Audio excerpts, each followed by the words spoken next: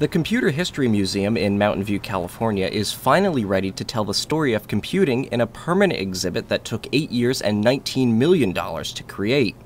The Mountain View collection split off from the Computer Museum in Boston about 10 years ago.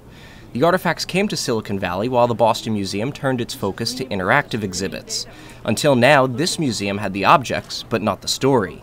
There's a lot more to computing than simply the machines themselves. The artifacts are important, but we wanted to tell a story that anyone who is not technical can understand. So we've used a lot of other techniques in storytelling and filmmaking to make it come alive for everyone.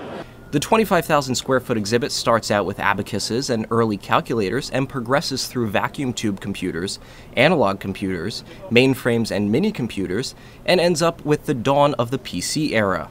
There are even historic toys and computers some visitors may remember using. Some of the artifacts qualify as precious relics of the computer age.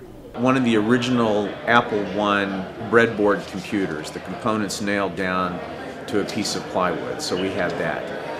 We have one of the first Apollo guidance computers, so you can see what actually took us into space and got us back. We have the original Pong machine, the very first Pong that was installed in a bar here in Sunnyvale. Those are all great items.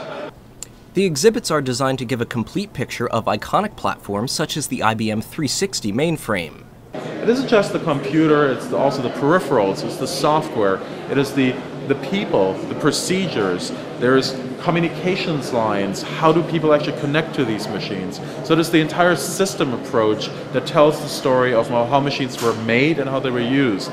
But even though what visitors will see here is only a fraction of the total collection, there are still artifacts out there to be discovered. We are now in search of some of the really iconic early machines in computing. There's one in particular that we're doing a global search for, which is a Ural-2, a Soviet-era mainframe, all vacuum tube computer. We think it's probably located in Eastern Europe somewhere, and we'd like very much to have that be part of our collection. Some of the people who made this history possible were at the museum on Tuesday. It used to be you could come in this building and see an awful lot of incredible equipment. If you knew what it was and where you'd come from, you'd already sort of studied the history in books on your own.